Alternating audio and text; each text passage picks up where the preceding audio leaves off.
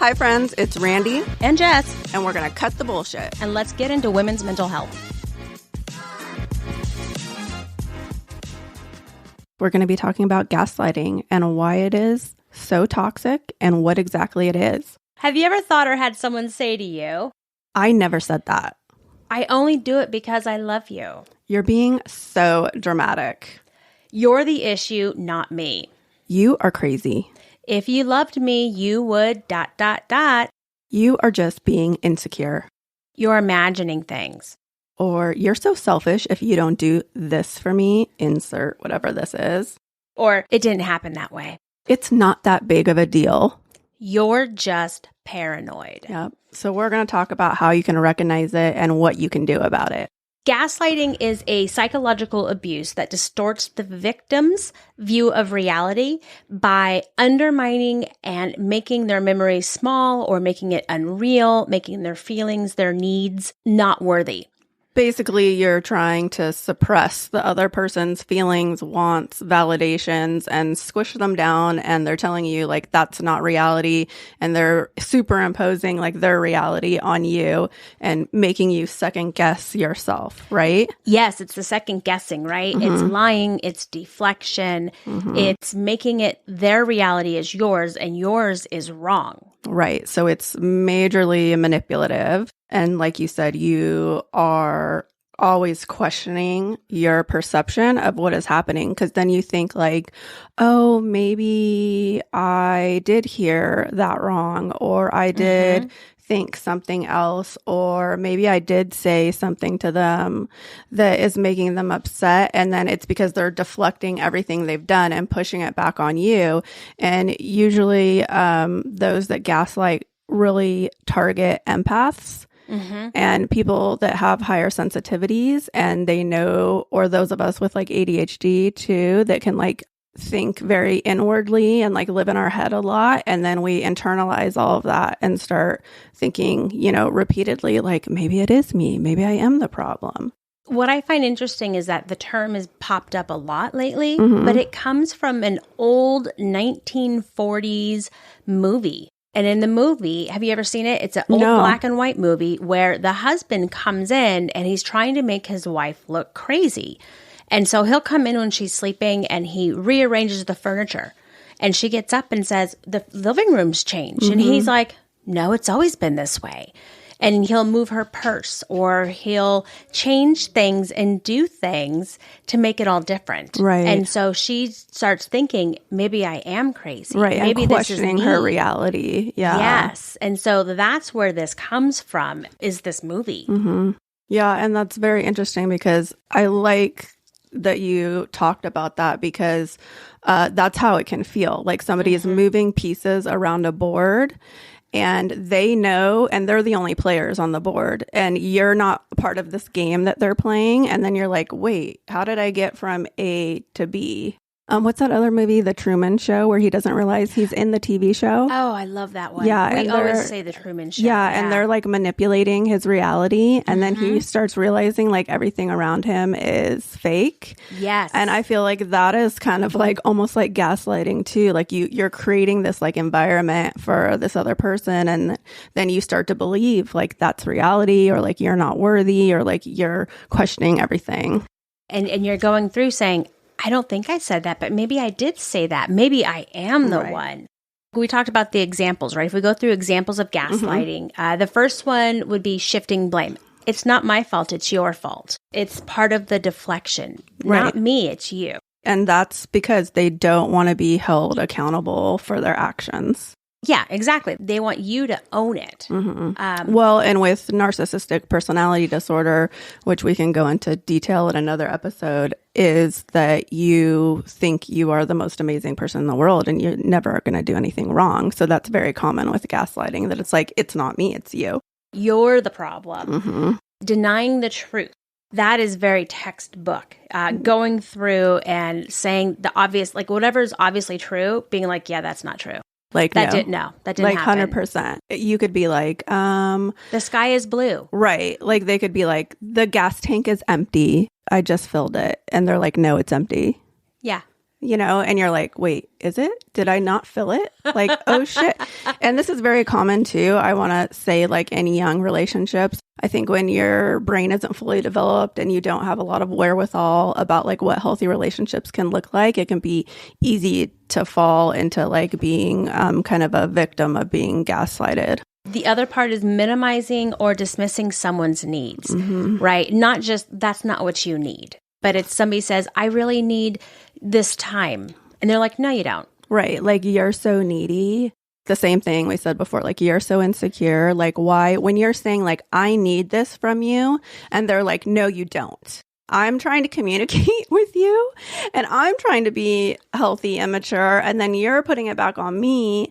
And that's making me feel insecure. And that's making me feel needy when I really wasn't. What about disapproval? And this one happens a lot when parents gaslight their children. And that can happen, right? Is saying that I don't approve of that. Not just disapproval, but subtle things like, you're doing that. You're choosing to do that? Yeah. Do you think that was a good idea? Yeah. And so that's another way, right? Especially with your kids. And I have a hard time doing that too, because that was kind of like how I was raised. So I have to catch myself like doing that with my own kids and not being like, why are you doing that? And like, okay, chill. Like, you're your own person too, and you're developing and you're growing and things like that, and flip the script on myself. And let's just sidetrack for 2 seconds. Sometimes, especially with my kids, they got to learn themselves. Yeah. You're like, and you so want to be like, I told you so. But I'm like, I'm just going to bite my tongue. How'd that work for you? Yeah. Yeah, how'd that work? Oh, that didn't work. Oh, okay. Cool. Another form of gaslighting is alienation or isolation. And that's huge. I feel like a lot of the times, like, they'll pull you away from friends, they'll pull you away from family. They'll pull you away from like social situations and things and be like, you don't need to do that. Or like, well, all of a sudden now, why you were too needy before, but it's like, now why aren't you spending more time with me? I don't think your family has the best interest for you. Yeah, turning you against, people or best friends, your support system, till you are so codependent on them, but then they're also pushing you away at the same time. So it's this constant like push and pull with them. And then you start wondering, wait, who has my best interest at heart? Right. Because your family's probably going, something is wrong. Right. Something is totally wrong. But then it's like, if you have like stars in your eyes for this person, it's hard to see other people's like opinions of them when they're like, this person is a a-hole. Like, why are you with them? And it's like, you just don't know them like I do. And it's like, oh my God, yeah, girl, we can see that from a mile away. But it's like, But how often do you really want to call your spouse as an a-hole, right? Because really, truly, you're like, 9 they're out of going to 10. get, right? But they're going to get right back with them, right? So you're like, I probably shouldn't tell you that I think he's an asshole. But, Right. Using love as an excuse. Like, I love you, but I love you. Oh, no. If you loved me, that's not one. If you loved me, you would do this for me. That's not love. Let me just say that again. That is not love. Okay? That is manipulation and control. And that's also abuse. Right. Right there, that is abuse. Right. And that is causing you to not communicate and not voice your concerns and not be yourself. You learn to diminish yourself. Your personality, your thoughts, your wants, your needs, your emotions. When you do that and you become a shell of yourself, and it's just really sad, and only because I speak from experience of that. Don't become a shell of yourself. No, I just dated a lot of bad guys when I was younger. I'm telling you, when you're young, bad guys are hot. There is something hot about them. And then when you grow up, you're like, yeah, that's just dangerous and annoying. I mean, really. Yeah. My MO was to date, douchey bad boys. So, well, they don't require much of you sometimes. Well, yeah, exactly. So that's why. Another one is forgetting. And this can be 2 different ways, right? Looking at forgetting as that never happened, right? Like, oh, I don't remember that happening. I never saw that. I don't know where it is. The other way of forgetting is, oh, I forgot to stop by the store. Oh, I forgot to do this, when you ask them to do things or you need them to do things, right? To pick you up. Or reverse, like, you never said that to me. Yes, that's another way of forgetting. And you're like, I'm pretty sure we had this full conversation. It's like, no, you probably just had it in your head. Did I say that out loud? I could have swore I had that conversation. Did I dream it?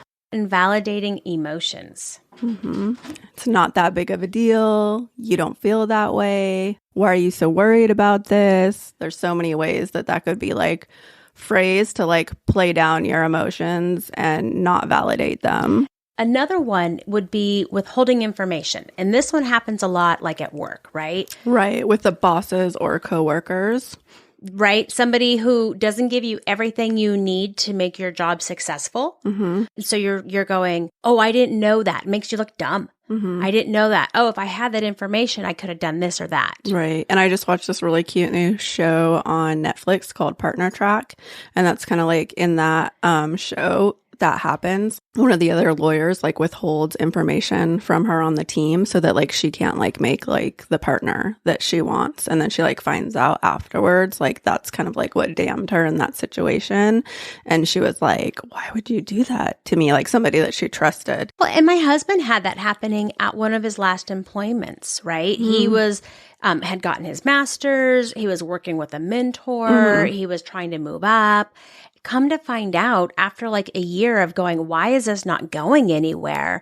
It got back to him that his boss was gaslighting, was actually saying, yeah, I've got this, withholding information and making it so he couldn't move forward. And somebody finally said, hey, I just want to let you know your boss is like doing this. Yeah, he's a dick. Yeah, well, we knew he was a dick, but we didn't know how big of a dick he was. Yeah, which is interesting because if you do have a good like manager or boss, they will continually want to support you and push you forward and help you if you are stuck in certain areas because that's going to make their job overall better. But if they want to have like all the praise or if they're threatened by you, which is another thing. Or usually, if they don't want you moving up because it means they have to retrain somebody or they're going to have to pick up the work. And that also comes back to using that in a relationship too. A lot of times they are fearful that you are too good for them. And so they are like basically blowing out your candle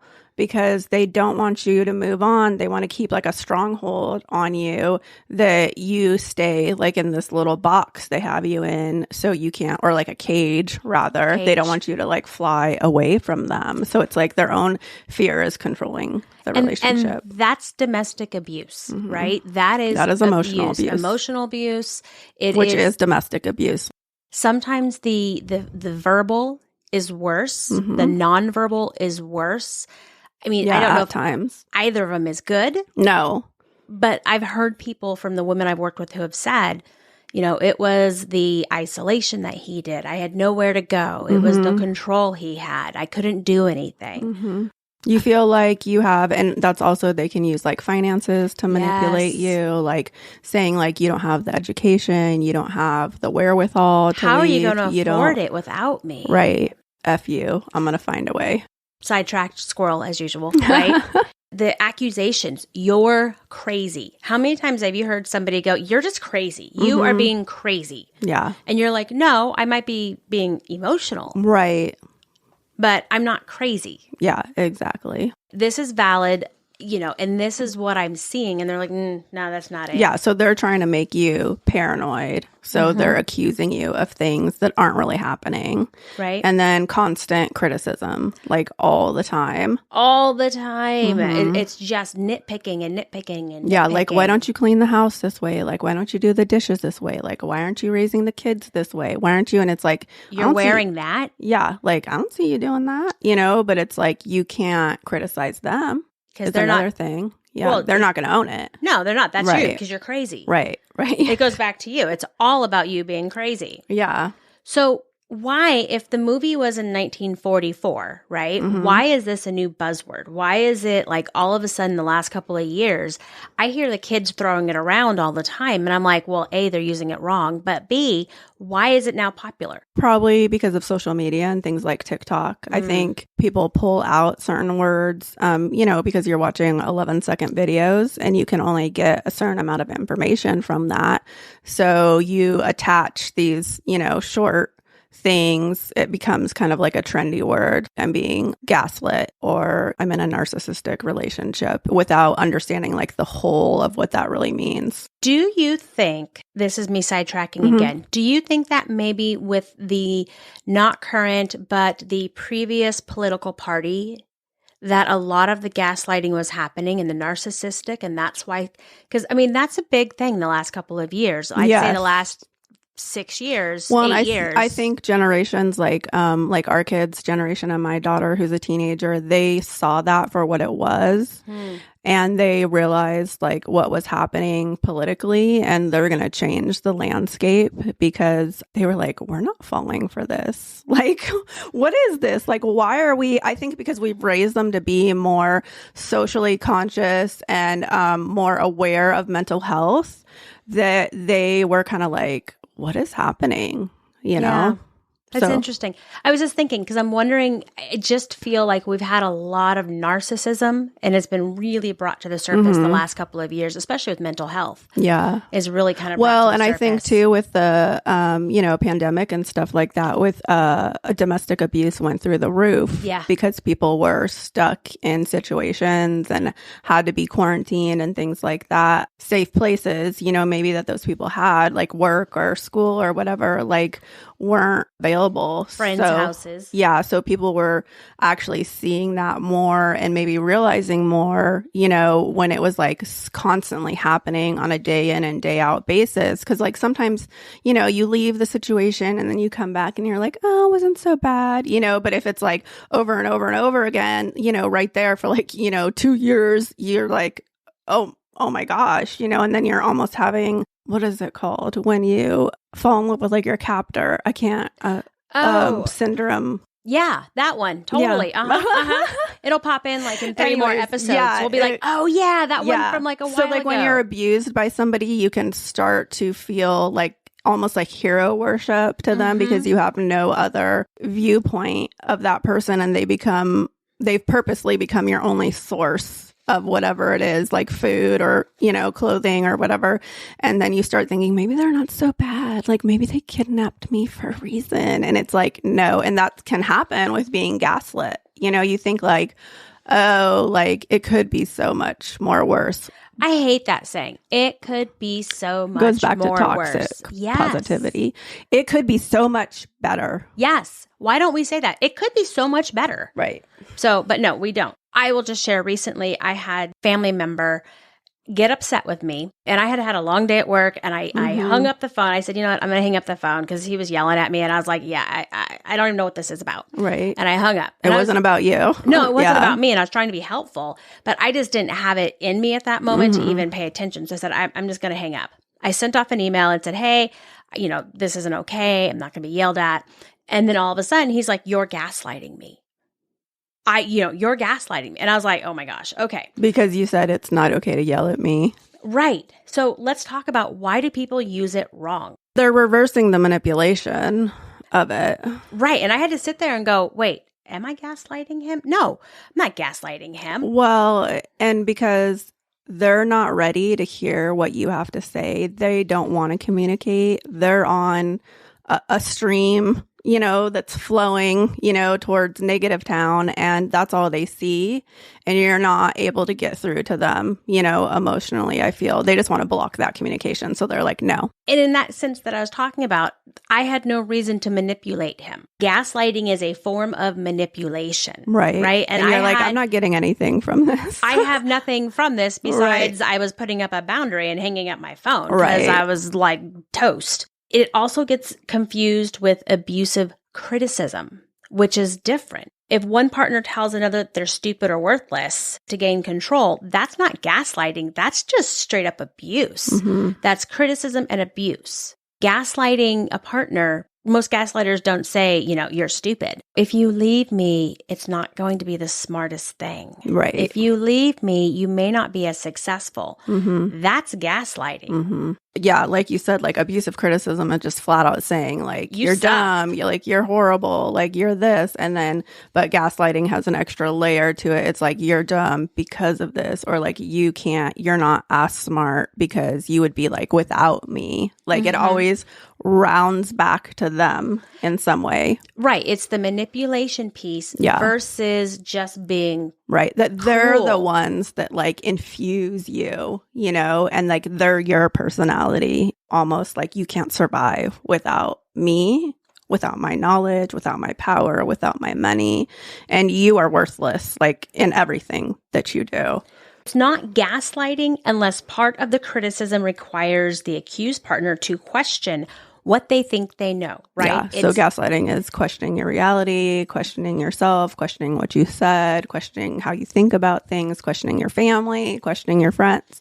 With the intention of manipulation, right? It is with the intention of manipulation. Right. So that is the difference here because, you know, and just because you're putting up a boundary with somebody doesn't mean you're gaslighting them. You know, if it's saying you're crazy, that's not a boundary. Right. Because it's like I think like my teenager would probably say I was like gaslighting her with like boundaries I put up with her in some ways. But I'm like, no, these are just hard lessons that you have to learn. Like I yelled at her this morning, this is not a choose your own adventure, because she just decided to go back to bed and not go to school. I'm going to use that next week because every morning. She had a migraine and I was like, gave her medicine, had her eat, gave her water, thought she left and went to school. And then I'm like, why are you still here? And I'm like, this is not a choose your own adventure. Let's go. Get dressed. You don't get to pick and choose. Like you need to be responsible, you know? And so, but I think like that's a thing. Like, I mean, kids could be like, my parents were so abusive to me. And then they made me go to school. I know. And it's like, no. So yes, gaslighting is a form of projection, right? In no way in that sense. No. Sorry, the use your own. Well, I was thinking I have a migraine every day too, but I got to get up and go to work. Like it doesn't stop. Life doesn't stop. So let's talk about childhood gaslighting. Let's take that and go further. It's when you don't allow your child to have healthy or authentic thoughts, goals, a purpose, and it's so controlling. This is so hard for me because I know a lot of parents do this to some of their teenagers, experience other parents that do this to their kids from what my daughter has told me, you know, and it's hard for me to hear like that a child is being so manipulated and so controlled that they have, sorry, it makes me want to cry. They have no ability to be who they are and they have to hide who they are. You're gonna make me teary. Yeah. That's the children who, I mean, I hear that they are LGBT, they're changing pronouns, you know, but you can't say it in front of their parents because their parents don't accept it. And it is so hard. You're going to make me cry too. Oh my gosh. Yeah. It is so hard to hear that parents won't accept that stuff. Yeah. And it's like just hearing that, like, you know, they're having their personal things taken away or their rooms ransacked or they're not allowed to like the things that they like. And it's like, why do you just want a carbon copy of yourself? Like, why don't you want to know like this beautiful, like person that you have, you know, and that you helped like create, and you're just trying to like squash who they are. And I don't understand that. Like, you know, like sometimes I can be an a-hole to my daughter, you know, and I totally own that to her. But hearing like some of the stuff like her friends go through, I'm like, I don't even like, I would rather like know all of her than know none of her, because I feel the need to control like all of her likes and interests and the air that she breathes. I'm just like, no. And like, who has that much? It's like, it's so much energy to do that to a teenager too. I'm like, how? You got so much time. I can barely handle just some of the stuff, that the whirlwind that comes through the kitchen sometimes, right? And so it's different. When we're saying, like, you're talking about ransacking, it's different than saying, you know, you can't do drugs. I get you like drugs, you can't do drugs, right? Right. There are some hard and fast rules. Oh, yeah. Like, it's different when it's for your health, safety, sanity, overall well-being. Yes, there's rules, there's chores, there's things that need to be done to be part of a family system. But, like, these are, like, good kids that don't really have those issues, but them being controlled like this will lead to those issues. And one of the things, the very first things that people start saying to their children when they're little is, it didn't hurt, get up. Mm-hmm. That doesn't hurt. Don't cry. It's not worth crying over. Yeah, diminish. Right. That doesn't hurt. Suck it up. Get up. That is all gaslighting kids. Mm-hmm. Obviously, they're crying. It hurts. Yeah. Whether they're making it big or not. I don't know how bad it hurts. I'm not them. Right. Telling them to, suck it up, just move on, get over it. It doesn't hurt. Yeah. That drives me crazy because it did hurt. They are upset. It is crying. Well, and I think that leads to, further things too, like getting into abusive relationships or, not coming forward when you're hurt, like as a woman, in different areas of life. And you're just taught to just like suck it up and push it down. And we are taught that from a very young age. Oh, the other one I can't handle. JK. Just kidding, JK. But I really meant it, but I'm just trying to play it off like I'm not being a complete bitch, but I am. Haha, you're so sensitive. I didn't mean it that way. Yeah, and like I got told all the time that I was highly sensitive and overly sensitive. Well, turned out I was undiagnosed ADHD, so that's why. But, and that runs with highly sensitive, and ADHD is very, very common, but you're talking about being told you're overly sensitive. Yeah. You're too sensitive. Mm-hmm. Like, why are you so emotional all the time? Like, blah, blah, blah. Like, that's annoying because then you start questioning like who you are. And it's like, that's just the way I am.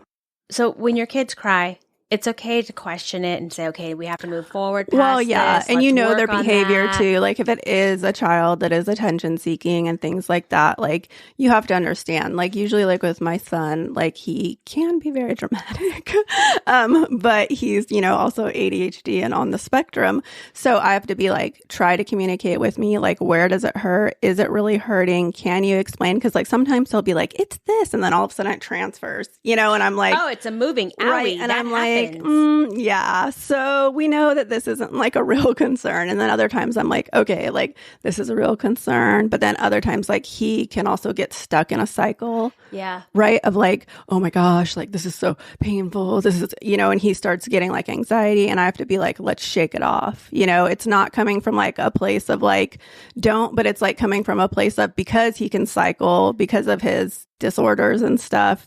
And he also has sensory issues too. So it's like, I have to be like, let's try to like move our bodies and like, shake it off and like, move on from this because he can get stuck in that perpetual cycle. So it really depends like on your kid and stuff too. And like where you're coming from with it. We were at a birthday party. This is years ago. And this little girl fell. It was her birthday. She fell. She had like blood gushing from her knee, right? And she was obviously hurt. Yeah. And these parents said, you're fine. Suck it up. You're fine. And I was thinking, oh my God, she's bleeding. Like her knee is gushing. Does she need stitches? Well, there's also helicopter parents too. So there's like a gray area in there, but yeah. And no, these were totally detached and they were just like, you're fine. Just don't worry about it. And the look on her face.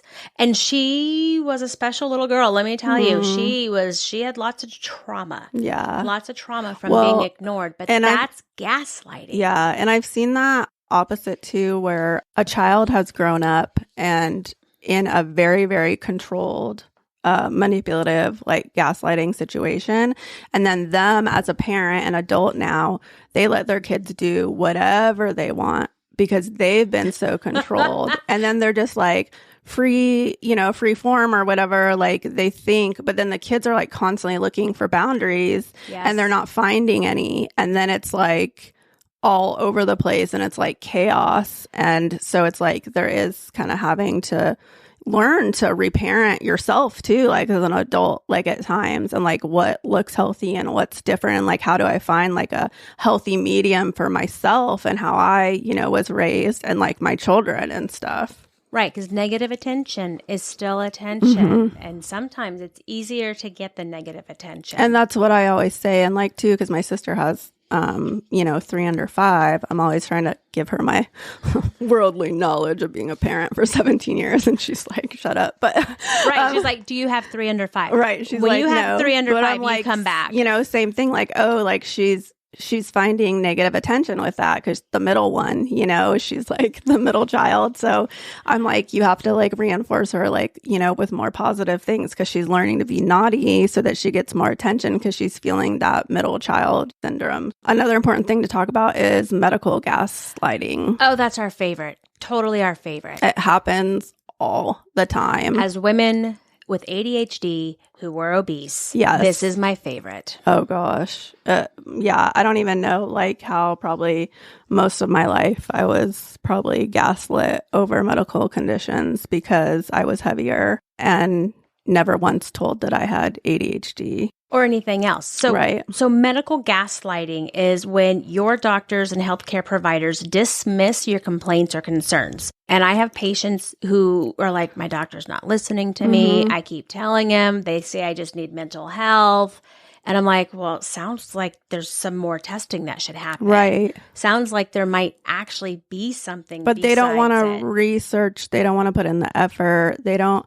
Let's face it, most MDs are just looking at their bottom line and paying off their loans. Unfortunately, that's been my experience. And, as a medically fragile child too, they could never figure out after years and years and years and years and years of testing and seeing specialists, like what the root cause of, my medical issues were with having seizures. And it was like, how are there no answers for this? Like if one test that needs to be done is overlooked, it can skew your whole health history. And if they tell you, no, you don't need this, no, you don't need this, no, you don't need this, and it turned out that would have given you the answer all along.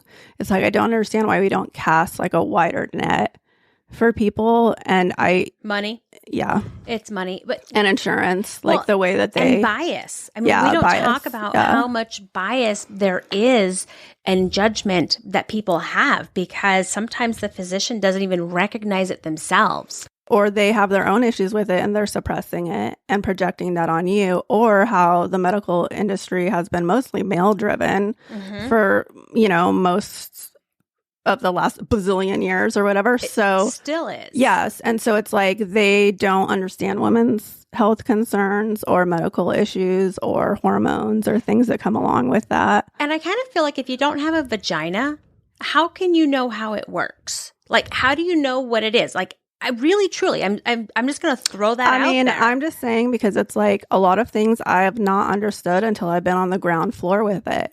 As a therapist, like I can talk, you can talk out of your ass all you want, but unless you have experience with it, hands-on experience with that demographic or that person in that situation, you are never going to truly know. Oh, like when I first started out and I was working with kids. Oh my gosh. I mean, right there, you don't get it until you have kids and you're like, oh yeah. I was the best parent before I was a parent. Yes. I was like, I'll never do that. Oh my God, I can't stand when, and then I was like, oh yeah, I'm 100% doing that. Now I know why that parent was doing that. It's like, I see why there's a leash on that kid and I'm not judging you now. No, but I was judging you before. And then you're like, man, I was an a-hole because it's like, that's the thing. You can't know. That's the bias. That is the bias of it, right? And so more gaslighting is seen with women, minorities, especially African American and Hispanics, LGBTQ, and obese. And that is why we're always told that, like, if you lose weight, your elbow will stop hurting. Because really, your elbow is because you're obese, right? And all of these biases are overlooked, and it leads to women having bigger issues, misdiagnosed, delayed diagnosis. Hello, ADHD in my 40s. Yeah, and I've had, people tell me that doctors have told them or other things like, it's your mental health. You're not really sick. Like, and it's like, no, it's actually stemming from a physical, place that is causing my mental health to deteriorate. Like, you need to kind of say like, which came first, like the chicken or the egg. I've said that like 4 times this last week. Is it a chicken or egg situation? Right. And it's like, that's the hard thing. Like, and we as clinicians and mental health, me as a diagnosing clinician, I always want to make sure I'm getting at the root cause. Like, what is this? Like, I had a client many, many years ago that people kept saying like he had schizophrenia. And I was like, no, he has a traumatic brain injury. That one right there. Nobody had ever done. I went back through his health history. This was a traumatic brain injury situation, and nobody had recognized that he had had a scan like 15 years ago. I think with like traumatic brain injuries, right? You know, oh, they had a concussion. People don't realize post-concussion syndrome is a thing. And until like I've actually worked with several clients where, you know, their life was put on hold for a year or two because of this. Right. And I've had to say to other ones, it could be this. Go talk to your doctor. Push it with your doctor. It could be this. And then, whoa, turns out it is. And so, you know, they had an opportunity to educate their doctor about this is what this is. Yeah. And I'm not a doctor. No. I'm not a neuro person. We talked about it, right? Yeah. But I think that that's why it's important. If you feel like you're not getting the answers you need, and this can happen a lot of times, like in smaller towns or rural areas, go outside of your city if you can, you know, or try to talk to a doctor online or something, or, you know, a therapist that can help you, like redirect you and find you, you know, like a specialist that you need and can connect with, and see if you can get more answers if you can. It's hard. It's like we have all these medical advances, but I still feel like sometimes we're in the dark ages with it's hard to get in to see some specialists and things like that. There's just not enough support for our population. Oh, especially mental health. That's another soapbox, right? Yeah. But so some of the medical gaslighting is being told, which I said my pet peeve, is that if you lose weight, your symptoms will go away. All of this is due to being overweight. Right. Or this is happening because you're anxious or depressed. You should go see mental health. It's not a real concern. You're just worrying too much. Oh my gosh. Yeah, you're worrying. Don't worry about it. We'll let you know if there's an issue. Yeah. Or like your joint pain is just because you're getting older, or like, you know, and it's like, well, what if I have, you know, rheumatoid arthritis? Like this runs in my family. Like, why are we not? That's like what has just happened to me recently too. Like my feet were going numb, and parts of my leg, they were just like, well, it might be from like having COVID. And I was like, no, I was like, you know, heart issues like run in my family. They're like, okay, like, let's do some tests. And it turns out like I am having artery flow issues, but they're still just like, whatever, don't cross your legs. Which I'm doing right now. Right now, But, both of us. I know that I have a higher chance of a stroke and a heart attack, but they're just like, well, it'll be 6 months before you can get in to see a specialist. I'm like, okay. Great. Put me on the list. Right. Put me on the list. Nobody wants to be told that, oh, well, you know, you're now 65 or 70, so we don't even check for that anymore because, you know, it's all downhill from here. Or you're too young to be having this issue. Yes. So this happened with my daughter. She, like 3 years ago, she got really, really sick all of a sudden. She was like cheerleading and she like passed out. And then like for the week, she just started getting like sicker and sicker, like in so much pain. What is going on? And I was like, I'm taking her to the ER. And they kept telling me, I was like, she's having what I think are kidney stones, and they run in my family. And they were like, she's too young to have kidney stones. And I was like, they run in my family. This is like very much like what happens to her dad and like what used to happen to my mom.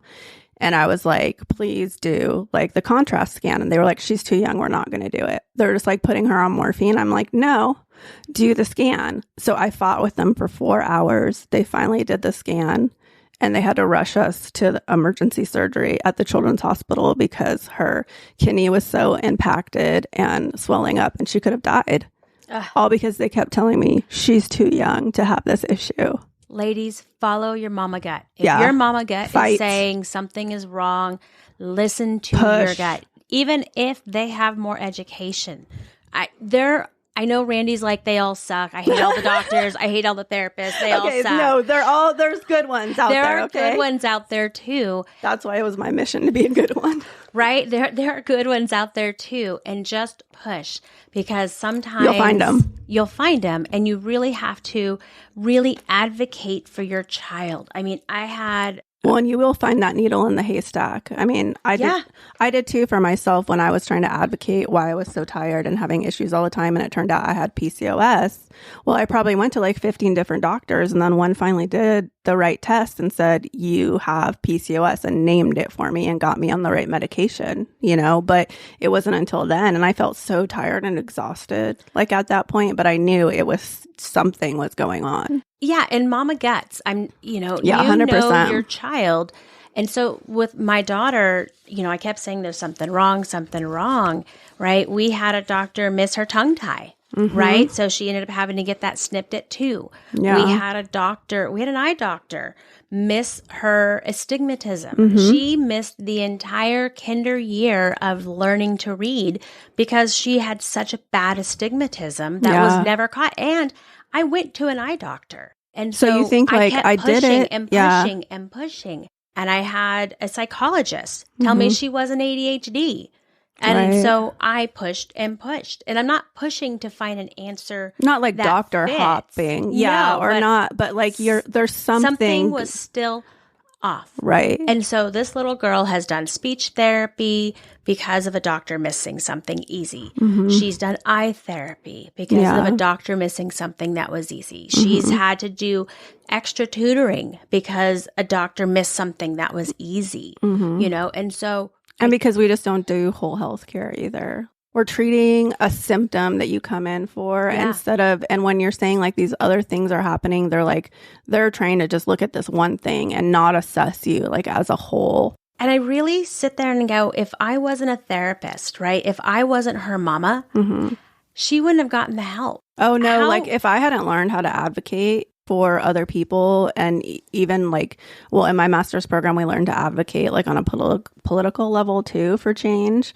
Like I probably would not be like as aggressive as I am now, like as a parent, what my kids need. And like, there are so many laws and things out there that can like help you. But I mean, most people aren't aware of them. It's a lot of work to find that stuff and get resources. I think it goes back to our society says because somebody has a MD or a PsyD or whatever they have, even an LMFT, right? Yeah. They have this degree that we have to take what they say as perfect. No. Exact. And that's why it's important for us to have this podcast too. Like we're real people. Like we fail, you know, and I'm saying like that, like doctors can fail you too. And you need to understand like they might be having a bad day. Like that might be a one-off for them. You don't know, you know, I mean, you can still file a complaint like if you want, you know, and maybe it's something that's been going on for a long time, but it's like, or you can just talk to them and see like, but if you're getting that over and over again, move on to somebody that can help you.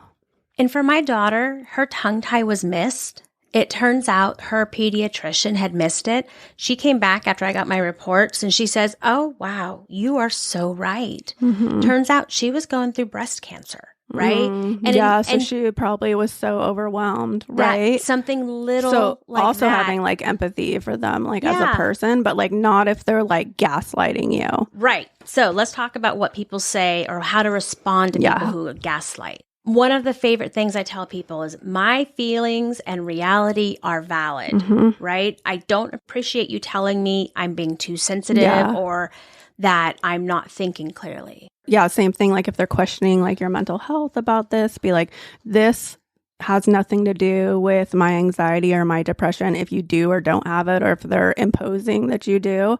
Like, this is what I'm here to talk about. Can we redirect to this symptom and this issue if you're talking to like a doctor, for example, like that? Don't tell me how I feel. That's a big one. Straight there. That's like, no. Right? Don't tell me how I feel. This is how I feel. Yes, this is how I feel. Listen to me. This is valid. I'm allowed to explore this topic or whatever you're talking about and have this conversation with you. I'm allowed to speak. I'm allowed to communicate. Please do not tell me I'm being crazy. Please do not tell me I'm being dramatic. Again, that follows into, these are my feelings. This is valid. I know what I saw. I know what I heard. I know what I did. Those are all big. I was present. I saw, I heard, I know. I am here. I'm here. I saw it. You can't tell me this. Right. And then I will not continue this conversation if you are going to continue whatever it is, manipulating, minimizing, diminishing me or what I'm feeling or what I'm saying until, and that goes along with like a boundary. Like when you are ready to hear me and speak about this, we can continue this conversation. And stop moving the damn furniture around, right? Or pull it back in. Stop moving the furniture. And get rid of them. If they're not ready to hear you, they won't hear you, and they're still manipulating you. Gaslighting is abusive. I know we laugh, we joke, but gaslighting is a form of abuse. You are worthy. Your feelings are valid. And I wish everybody out there would get they are worthy because of who they are, not because of what they've done or what they will do.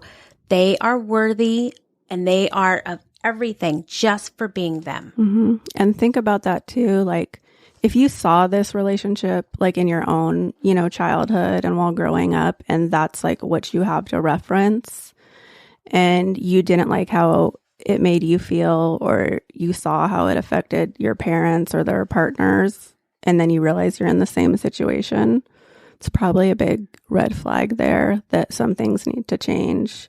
But it's good if you're realizing it, that you're in that situation and that's what you've known, and like, how can I move on from this? Because you're worth it. You are worth it. And speak up for yourself. Speak up for your needs. They are valid. Yeah. Speak up for your kids and for other women, and fight. Yeah, for those vulnerable populations. We have to stand up where others won't. Yeah. Thanks, you guys, for listening. All right. Catch you next time. Bye. 1, 2, 3, 4. Thanks for listening and normalizing mental health with us. Don't forget to check out our free resources and favorites on our website, unapologeticallyrandyandjess.com. Like and share this episode, and tune in next week.